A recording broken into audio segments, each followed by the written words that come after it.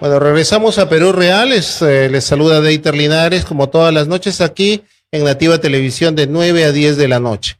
Hoy día nos acompaña una figura histórica que es pues don Isaac Humala Núñez. Él es natural de Oyolo y ahora es candidato número 9 al Senado por el partido Juntos por el Perú. Precisamente él pues debe ser muy probablemente el candidato más longevo que está participando en estas elecciones. Bienvenido, don Isaac. Muchas gracias por la invitación, a su disposición. Don Isaac, mucha gente lo ve a usted como una figura relevante, por ejemplo, para la importancia de nuestra historia, ¿no? Diciendo directamente la figura, por ejemplo, de Pachacútec, ¿no? ¿Qué relevancia tuvo en nuestra historia Pachacútec? Bueno, rutilante porque en cierta forma los incas habían decaído y los chancas, ¿no?, estaban por destruir el Cusco. Son los andabailinos que ahora, bueno, casi toman el Cusco a tal punto que ya era inminente que Yabarhuaca, el inca gobernante, tuvo que abandonar. Entonces el hijo rebelde que tenía un poco confinado, ¿no?, Viracocha, bueno, viene y es el que salva, ¿no?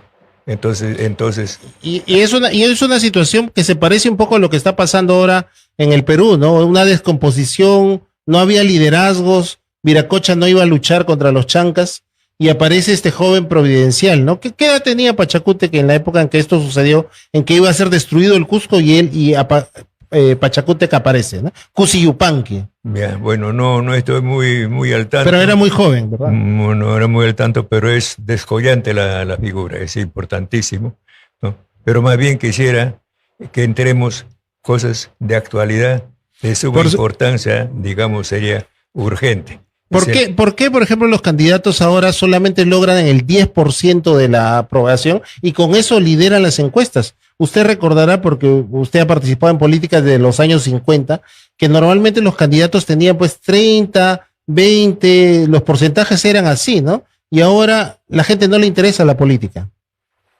O le interesa mucho, porque hay 36 candidatos, de 40 creo, ¿no? Hay 36 en este momento, ¿no? Nunca ha tenido esa cantidad. Ha habido pues 8, capaz 12, que yo acuerdo, no era tanto. Entonces, más bien podríamos pensar al revés, que hay mucho interés, todo el mundo quiere ser presidente. Pero los partidos son clubes, prácticamente no es como los partidos antiguos que tenían pues realmente bases, ¿no?, bueno, orgánicas. Todo eso ha cambiado, pues ya no hay, en este momento no hay ningún partido político. Pero antes habían pues clásicos, el APRA, ¿no?, el Partido Comunista, el Partido Socialista de Luciano Castillo, ¿no? Había una serie de partidos, PPC, ¿no?, muy respetables, ¿no?, de la democracia cristiana, eran personalidades, pero ahora no hay ninguna. En este momento, ¿quién sería una personalidad comparable, por decir, a Seoane, comparable a Belaunde? No hay. Todos son ya populachos, hasta borricos, ¿no? hasta no saben dónde están parados. Claro, la ignorancia ha bajado la calidad no solo de los candidatos, sino la calidad de la población mismo, de los profesionales. Por ejemplo, en mi tiempo, por el año 1950 al 60, ¿no?, facultades de Derecho, ¿no?, en todo el Perú no había sino cinco facultades, ¿no?, 5 universidades, ¿no?, San Marcos, la Católica en Lima, después la Facultad de Derecho en Trujillo, en Arequipa y Cusco. Y medicina solamente una facultad en todo el Perú, ¿no? Ahora hay más de 50 facultades de medicina, ¿no? Hay todo como para cancha, como se dice, como cancha, ¿no? O sea, todo se ha vulgarizado, se ha divulgado, ha decaído, ¿no?, todo. Entonces también, como dice, partidos políticos no hay ninguno. Habría podido ser el partido Antauro de Antauro, pero ha sido... Bueno, al final usted está representando esa opción de Antauro y de muchos nacionalistas, bueno, que a usted lo ven como su representante en este posible Senado, que va a ser un Senado superpoderoso. Bueno, pero debe ser pues esto que me hayan llamado a mí, ¿no? Impensable, extrema necesidad debe pasar acá, porque pensando que yo puedo pues reemplazar a figuras como Haya, ¿no? Como Belaúnde, como Cornejo Chávez, como tantos otros, ¿no? Bueno, a un viejito que está caminando por los 96 me tienen acá, ¿no? Pensando pues, ¿no? Entonces debe haber alguna emergencia, porque no hay un caso en el mundo posiblemente. Hablando de su edad, don Isaac, ¿no? Usted tiene 96 años cumplidos, que es una edad prácticamente imposible para la mayoría de peruanos, no es el promedio de vida, ¿no? Es 75 años según el INEI. ¿Usted cómo se siente mentalmente? ¿Usted recuerda? Yo he visto algunas de sus entrevistas desde los años 50, o sea, su memoria sigue funcionando. Bueno, sigue funcionando, pero ya con ciertas fallas, razón por la que está acá mi hija, para que me corrija cuando fallo algo, porque a mi edad pues tengo derecho a tener ya lapsus. Pero intelectualmente estoy con más filo de lo usual. Usted sigue... Tanto más viejo, tengo la impresión de que estoy más inteligente. Por eso acá, ya le dije hace ratito, que tengo dos cosas de suma urgencia, de máxima urgencia del momento para el país, que nadie se da cuenta. Yo estoy hablando ya de este tema, por ejemplo, de los concentrados en minería. Claro. Ya como 6 o 7 meses. ¿No? Pero esa cuestión de los ¿Cuál es su tesis de los concentrados de minería? Nadie habla una palabra. Cuéntenos. Es urgentísimo. Cuéntenos. Ya, el concentrado es lo siguiente. 1. Hasta hace unos 20 meses, digamos, hasta fines del siglo pasado, ¿no? Minería era solamente con cincel y comba, porque se consideraba que el oro y la plata, ¿no?, está incrustado en las rocas. Entonces la minería de rocas bajo tierra, ¿no?, de socavón. Pero se ha descubierto ahora que los metales, los minerales, están dispersos en el polvo, en todo el mundo, en uno más denso, otro menos denso, ¿no? Y no como era antes, que solamente estaba en las rocas. Entonces ahora, ¿no?, ya la minería no se hace ya a socavón, ¿no? No, sino que le llaman tajo al cielo, ¿no? Ya no hay tajo, sino abierto al cielo. ¿Por qué? Porque hay vamos a suponer que Cerro San Cristóbal, ¿no?, tiene una ley de oro del polvo. Entonces ordenan que hay que hacer. Entonces ese cerro, esa montaña, puede tener, por decir, 1.000.000 de toneladas. Entonces ese 1.000.000 de toneladas se puede moler. Antes era imposible. Ahora hay palas mecánicas, se puede molerse ese polvo, y una vez que ese polvo, ¿no?, eso se concentra en tal forma que se separa la parte puramente mineral de la parte que no es. Una vez eso se llama concentrado. Se hace concentrado de cobre. ¿Por qué? Porque el mineral cobre es el único que se presta para concentrados, y al concentrarse, concentra junto con el mineral cobre, ¿no?, decenas de metales que son... porque ahora la tabla metálica, la tabla química tiene 91 metales. Claro, y todo eso se exporta como, por decir, cobre, ¿no? Pero en realidad tiene muchos otros minerales, eso es lo que usted nos dice. Claro, entonces ya no refinan acá, porque acá en la mina, en Antamina, está en la cordillera oriental, en la cima, a 4.000 metros. Sale de ahí, ya, y lo muelen ahí mismo. Entonces, ahí mismo tienen su campo de concentración. Ya lo concentran mecánicamente muy bien, ya es concentrado. Entonces, ahí mismo podría fundirle para separar, ¿no?, del metal de lo que no es metal.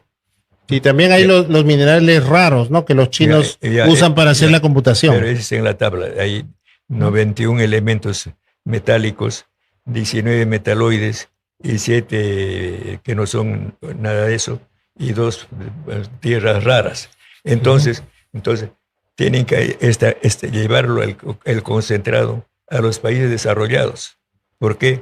porque en este momento, para el futuro, se trata de llevar como locos los metales, todo metal, ¿no?, a las grandes potencias, ¿no?, y hacer allí, ¿no?, la fundición y la refinación.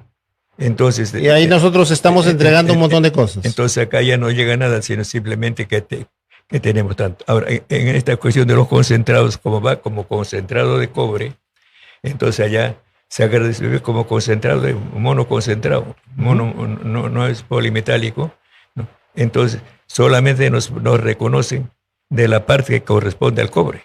Claro, porque lo mandan como cobre, pero en realidad tienen una serie de minerales importantes. Claro, entonces esos otros minerales no nos reportamos. Ese robo, porque ese es urgentísimo, porque... Eso sería, por ejemplo, uno de sus trabajos principales si usted llega a ser senador en este 2026. No necesitaría, porque ahora voy a visitar, ¿no?, los puertos por donde como parte de su campaña, portan, ¿no?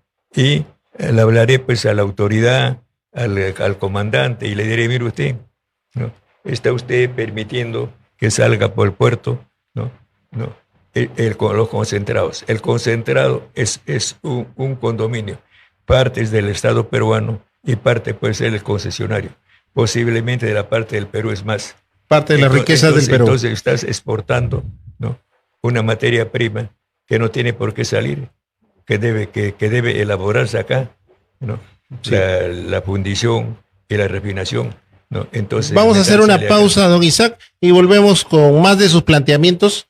Él es candidato número 9 al Senado de la República por el partido Juntos por el Perú. Es uno de los candidatos más longevos, 96 años. Volvemos, estamos en Perú Real. Bueno, estábamos acá en la pausa comercial preguntándole a don Isaac, ¿no? ¿Qué tan importante es la lectura? Usted nos dice que lee hasta ahora, a sus 96 años, hasta las 11 de la noche. Bueno, el asunto de la lectura es fundamental cuando es necesario. Por ejemplo, vino al periódico la noticia del nuevo presidente de Chile, ¿no?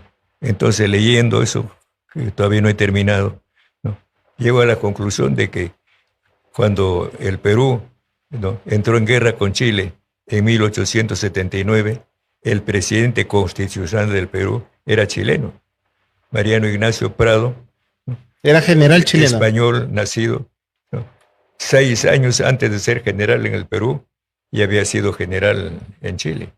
Y no un general cualquiera, un general que asciende como cualquiera, con su reglamento, con todo, no.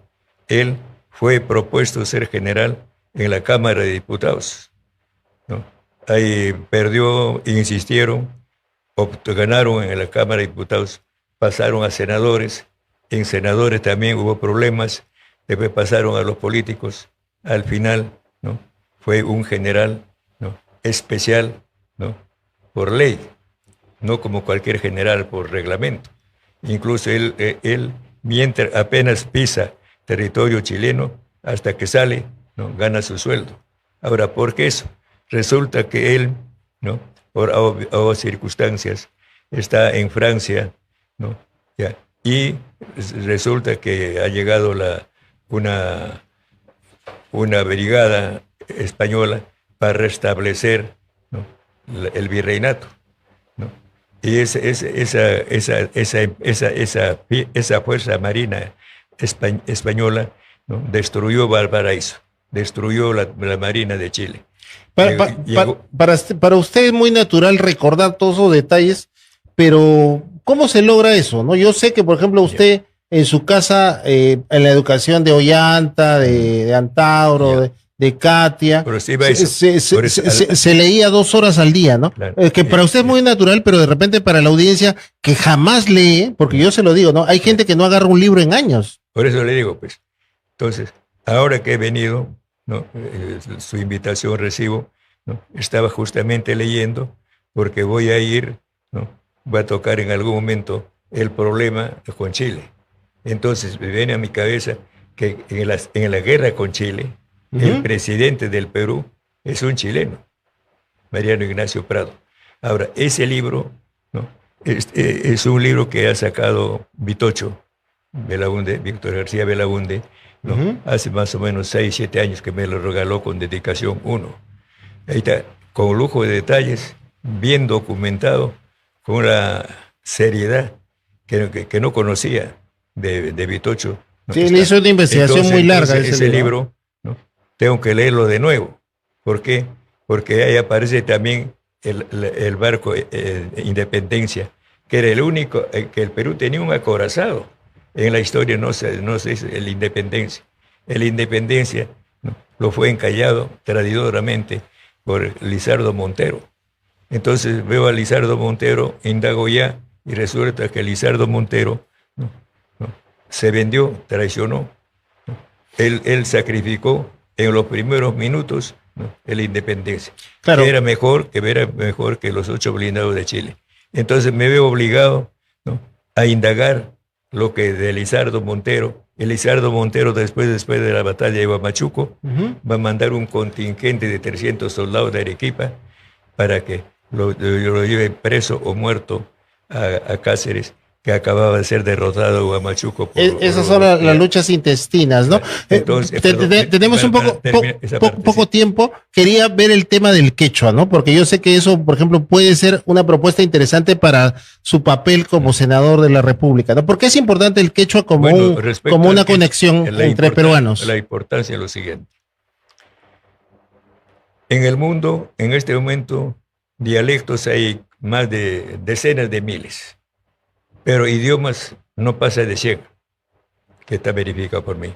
Ahora, de todos los idiomas, en todos los idiomas, ¿no?, existe la palabra pensar. Únicamente en el idioma quechua no existe la palabra pensar. Entonces eso ha sido una cuestión de indagar para mí. ¿Y qué cosa es pensar? ¿No? Pensar es que por 5 conductos, que son los 5 sentidos, llega al cerebro lo que uno ve del mundo natural. Con los ojos ve, con el oído escucha, con la nariz, ¿no?, percibe el olor, el gusto entonces, con esas vías llega al cerebro, ¿no? Entonces, cuando llega al cerebro, ¿no?, en el cerebro la gente conjetura, hace conjeturas. Ese es pensar, ¿no? Hace cualquier cosa, a tal punto que hay una definición de la ciencia que es la siguiente: la ciencia es la historia de la mentira, pero de la mentira que cada vez es menos absurda. Entonces, en quechua, en cambio, los 5 datos que entran, o los 5 sentidos, en quechua, no hay la libertad de conjeturar, sino tiene que ser rígido para tratar de comprender lo mejor que se pueda en quechua, cada dato. ¿Cómo se dice en quechua pensar? No hay la palabra pensar. Bueno, razonar, usted ha dicho, se reemplaza, ¿no?, con razonar. Razonar. ¿No? Pero ¿cuál es la palabra quechua para razonar? Es jamutei. De ahí viene la palabra amauta. Pero, de jamutei, razonar. Unos dicen amautei, otros dicen amutei, ¿no? Es. Entonces, he verificado. César Itier es un politólogo francés que conozco, que ha vivido acá mucho tiempo. Entonces, él me ha verificado, ¿no?, eso, de que no hay realmente. Bueno, él pensó que había. Cuando yo le pregunté, ¿no?, me dijo recordar, ¿no? Pero recordar es... Mire, y se me ocurre una cosa, don Isaac, porque yo, por ejemplo, me desplazo en Metropolitano y yo veo personas que constantemente están viendo, digamos, tonterías, ¿no? Peleas de perritos y cosas así.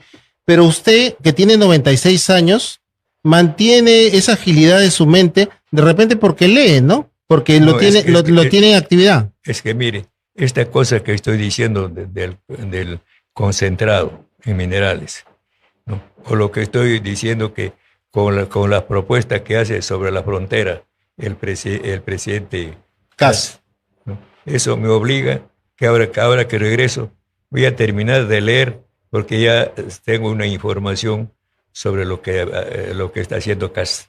Entonces me veo obligado a eso, necesariamente. Y entonces cuando leo por necesidad, ¿no?, la atención es mucho mayor que leer por leer, ¿no? Leer una novela pero leer ya datos concretos ¿no? Es subrayando. Para seguir un razonamiento. Claro. Entonces, un jamut ahí. Uno entiende más.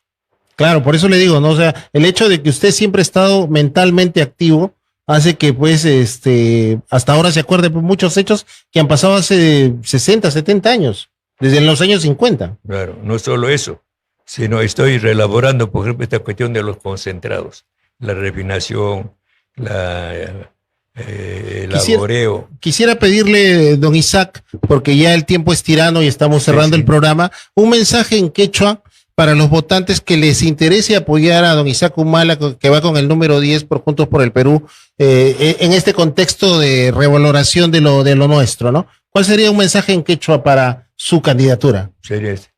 Ya está más Eikunaman, ¿no? Rimeikusak, ¿no? Que hay elecciones 12 de este mes. Bueno, voten por mí. El número es Chunta, ¿no? No, el partido es Hiskut, ¿eh? Ishun, sí. El 9, ¿no? El 9, ¿no? Del partido Juntos por el Perú, ¿no? Candidato presidencial, ¿no? El doctor Sánchez. Así que, bueno, y en las encuestas, en las críticas, se ve que está repuntando, y como está repuntando, ya también hay un montón de ataques. Le están calumniando. Yo sé que hay muchos ataques, pero curiosamente, porque yo me he tomado el trabajo de revisar los comentarios, muchos son favorables a usted, ¿no? Porque es justamente un reducto. Muchas veces ahora la gente está en cosas prácticas, en negocios, pero usted siempre se va a la historia, ¿no? Como dice, se va con el espejo retrovisor y ve lo que pasó y también lo que va a suceder. Gracias, don Isaac, por estar nuevamente en este programa. Le deseamos suerte en su campaña y bueno, las puertas están abiertas de Perú Real para todas sus expresiones, ¿no? Especialmente lo que es la parte cultural. Muchas gracias. Le agradezco también a usted y adelanto a los que me están escuchando y viendo que voten por mí. Que marquen la JP especial. Y escriban el número 9, el Iscuy, ¿no? En quechua. 96 años, un viejito.